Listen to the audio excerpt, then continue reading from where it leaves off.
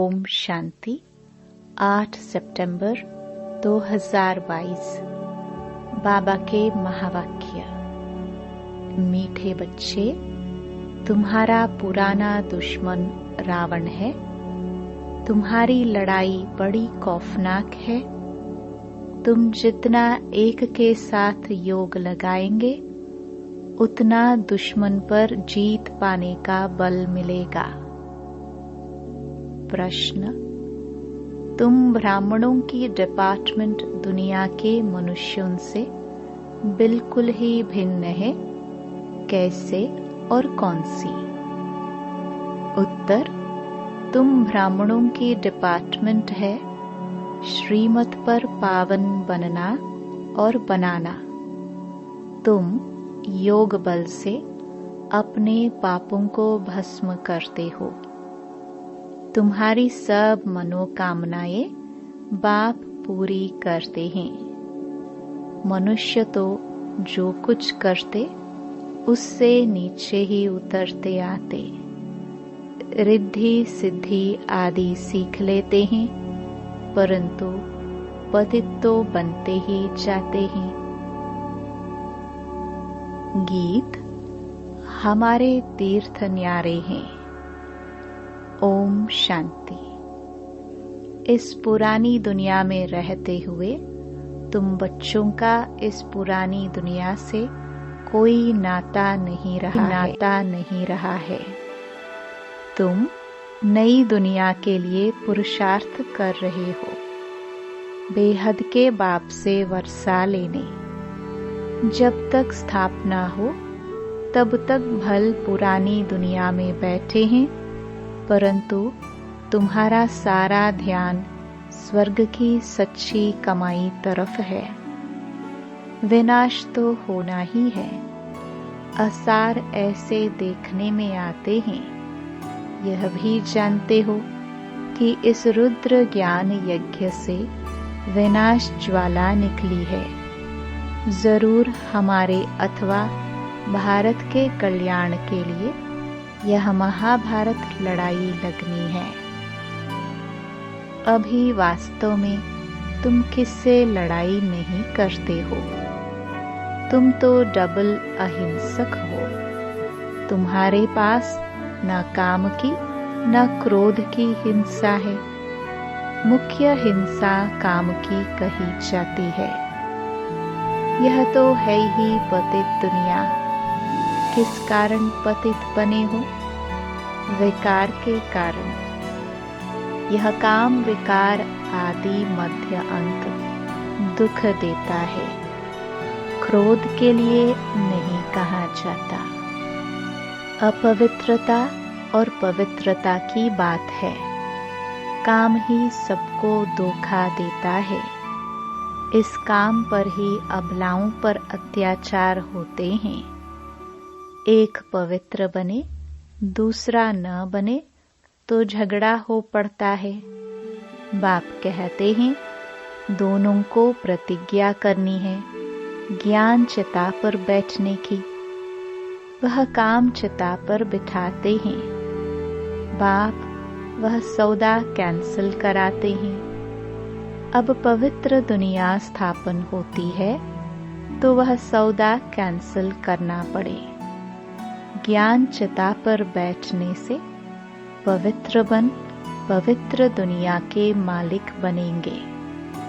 तुम्हारी भी लड़ाई है। उस बाहुबल की लड़ाई से वास्तव में तुम्हारी लड़ाई बड़ी खौफनाक है, क्योंकि रावण तुम्हारा बहुत पुराना दुश्मन है। उस पर जीत पानी है। जितना एक के साथ बुद्धि योग लगाएंगे तो बल मिलेगा। सारा मदार है श्रीमत पर चलने का। श्रीमत कहती है कि गृहस्थ व्यवहार में रहते सर्वगुण संपन्न 16 कला संपूर्ण बनना है। आत्मा को ही बनना है। आत्मा 16 कला संपूर्ण थी। अब वह 84 जन्म लेते लेते नीचे उतरती है। जरूर बच्चे जानते हैं, देवी देवताओं का राज्य था। राम राज्य स्थापन हुआ, राम नाम रख दिया है। वास्तव में नाम शिव है। शिवाय नमः कहते हैं, रामाय नमः नहीं कहते हैं। शिव बाबा अक्षर बहुत राइट है। राम को बाबा कोई कहते नहीं, शिव को बाबा कहते हैं। राम यानी परमपिता परमात्मा, न कि रघुपति राघव राजा राम। मनुष्य जो सुनते वह बोलते जाते हैं। अब सिवाय तुम बच्चों के और कोई भी परमपिता परमात्मा के साथ यथार्थ योग नहीं लगाते हैं। वह तो समझते हैं कि परमात्मा तो ब्रह्म ज्योति स्वरूप है, नाम रूप से न्यारा है। अगर ब्रह्म कहते तो भी नाम हो गया ना, कुछ भी समझते नहीं। बाप कहते हैं, मैं ज्ञान का सागर हूँ, मैं अति सूक्ष्म हूँ। इससे सूक्ष्म कोई चीज होती नहीं, अति सूक्ष्म है। जैसे झाड़ का बीज सूक्ष्म होता है, देखने में कितना छोटा है। मनुष्य सृष्टि का बीज तो सबसे सूक्ष्म है, सबसे छोटी कसकस होती है, बहुत पतली होती है। उनके झाड़ बहुत बड़े बड़े होते हैं। तो परमपिता परमात्मा तो उनसे भी अति सूक्ष्म बिंदी है। बाप कहते हैं, मैं जो हूँ जैसा हूँ, इस रीति तुम्हारे में भी नंबरवार जानते हैं। कोटों में कोई ही इस राज को समझते हैं। शिव बाबा जैसी महिमा और कोई भी मनुष्य आत्मा की नहीं हो सकती। कैसे आकर पतित दुनिया को पावन बनाते हैं, सम्मुख आकर बच्चों को पढ़ाते हैं। कुछ भी जानते नहीं हैं, न मुझे जानते न चक्र को जानते हैं। अभी तुम नंबरवार पुरुषार्थ अनुसार जानते हो। तुम्हारा इस पुरानी दुनिया की बातों से तल्लुक नहीं है। मनुष्य तो घोर अंधियारे में है। उनका तो धंधा ही है अपना, तुम्हारा धंधा अपना है। तुम हो गए गुप्त योग बल की सेना, वह है बाहुबल की सेना। उनको तुम जानते हो, तुमको कोई नहीं जानते। वो लोग साइंसदान स्टार पर जाने की कोशिश करते हैं। देखा है तो समझते हैं, हम क्यों नहीं जा सकते? हम समुद्र का अंत क्यों नहीं पा सकते? इसलिए पुरुषार्थ करते हैं। बाकी जो इन आंखों से नहीं देखा जा सकता, उनका पुरुषार्थ कर नहीं सकते। उनकी बुद्धि में तो स्थूल चीजें आती हैं, उनके लिए पुरुषार्थ करते हैं। सूक्ष्म से सूक्ष्म परमात्मा को तो जानते ही नहीं है। खुद ही आकर बच्चों को अपना परिचय देते हैं। तुमने चित्र बड़ा ज्योतिर्लिंगम बनाया है, तो तुम्हारी बुद्धि में भी वह आता है। बाप बच्चों को समझाते रहते हैं कि जैसे बाप की गत मत न्यारी है, वैसे तुम्हारी सद्गति की मत सारी दुनिया से न्यारी है। तुम्हारा और कोई बात से तल्लुक नहीं है। तुम सच्चे ब्राह्मण बने हो। ब्राह्मणों का विस्तार तो कुछ है नहीं। वो ब्राह्मण लोग कहेंगे, हम ब्रह्मा की औलाद हैं। ब्रह्मा तो हुआ प्रजापिता, उनका बाप कौन? वह तो कोई जानते नहीं। वह तो त्रिमूर्ति ब्रह्मा कह देते हैं। ब्रह्मा के 3 रूप कैसे हो सकते? यह तो 3 देवताएं हैं। तीनों की एक्टिविटी अलग है। रचयिता तो एक ही शिव है। हम सब उनकी रचना वहाँ रहने वाली है। ऊंच ते ऊंच बाप ही सुप्रीम सोल है। सुप्रीम सोल एक निराकार बाप को कहा जाता है। ऐसे नहीं कि वह भी निराकार परमात्मा और हम आत्माएं भी निराकार, सब एक ही हैं, सब उनके ही रूप हैं। नहीं, बाप अलग है, बच्चे अलग हैं। तुमको बाप ने नॉलेज दी है। शास्त्रों में तो यह बातें हैं नहीं कि ब्रह्मा वंशी ब्राह्मणों को परमपिता परमात्मा बैठ पढ़ाते हैं। परमात्मा ने आकर यह ब्रह्मा मुख वंशावली रची है। जब चक्कर पूरा हो, संगम होता है, तो बाप आकर पतित दुनिया की अंत और पावन दुनिया की आदि करते हैं। तो जरूर संगम पर ही आना पड़े। पावन बनने में टाइम लगता है। आधा कल्प से सिर पर पापों का बोझा है। योग अग्नि से जो आत्मा में खाद पड़ी है वह निकलती है।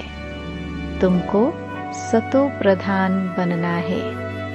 हम जो पतित बने हैं, याद से ही हम पावन बनते जाएंगे।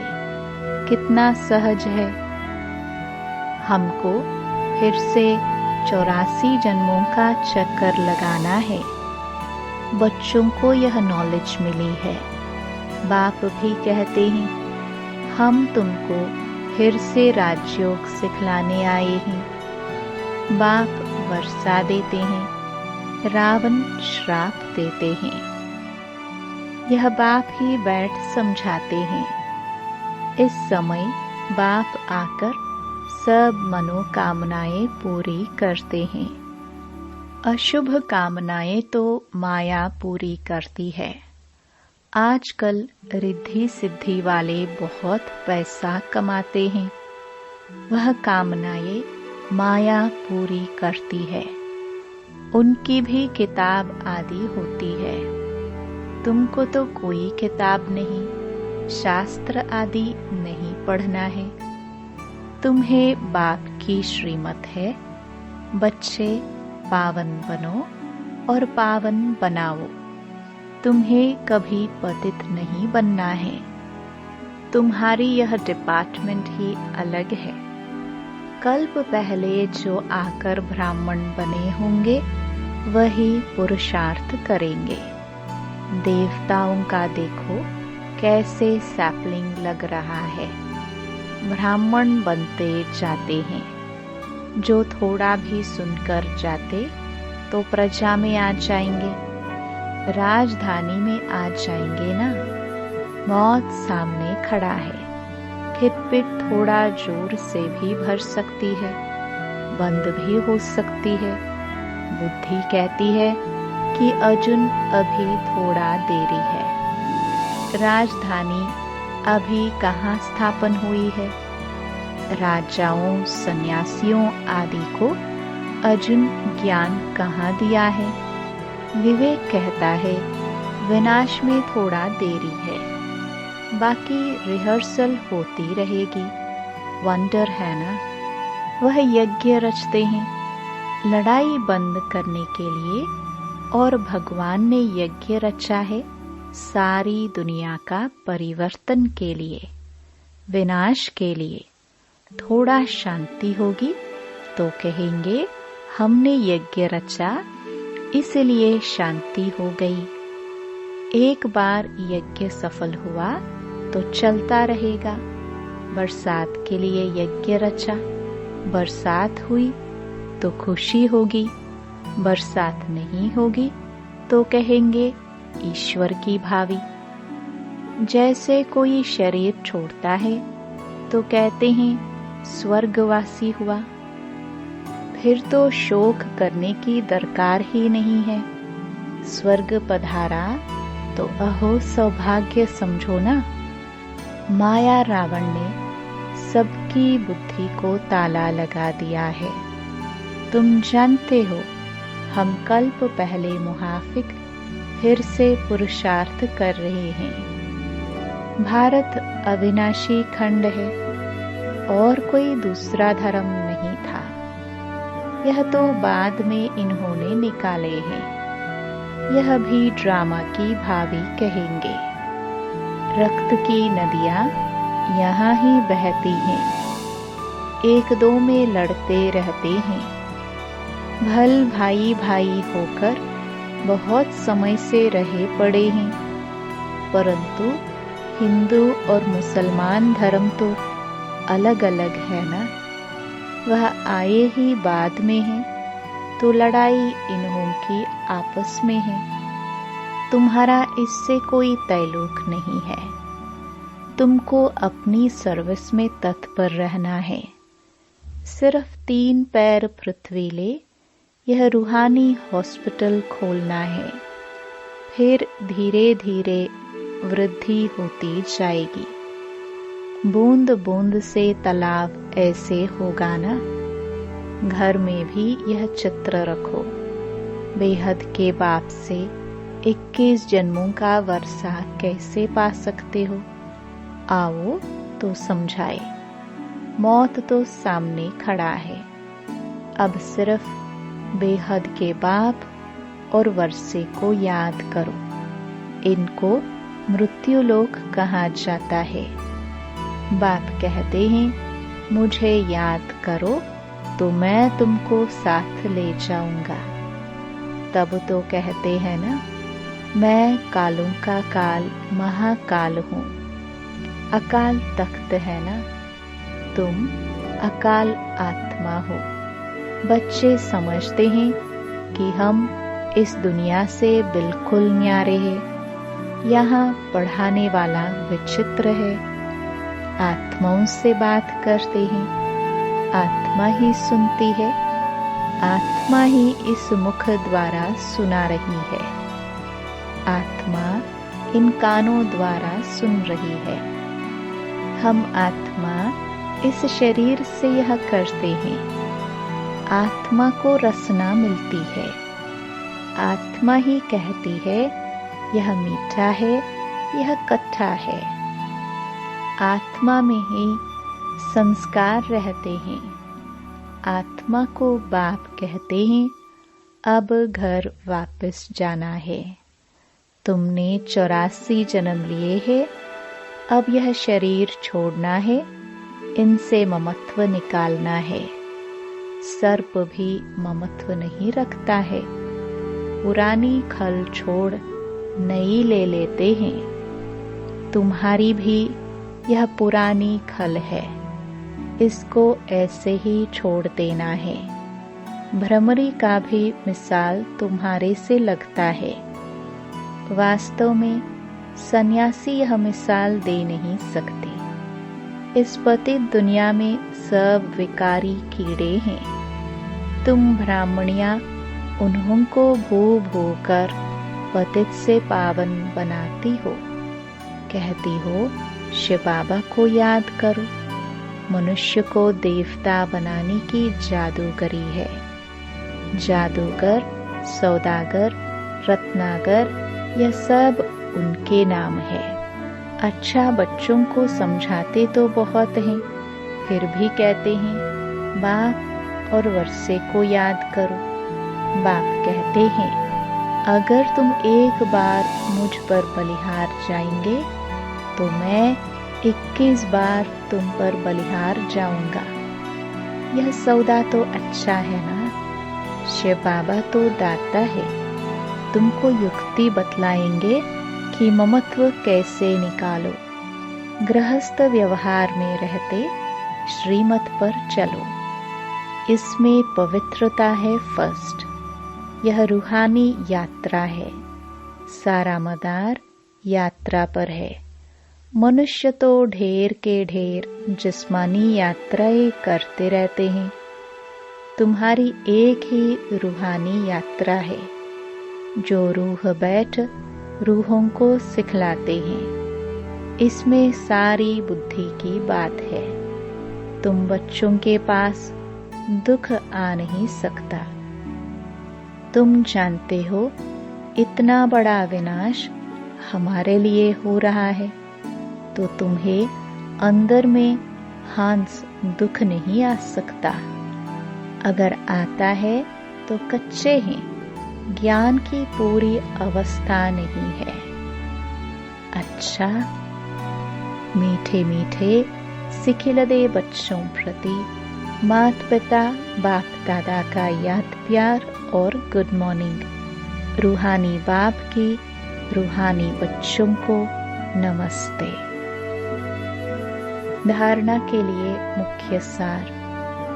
पहला, शरीर रूपी पुरानी खाल से ममत्व निकाल देना है।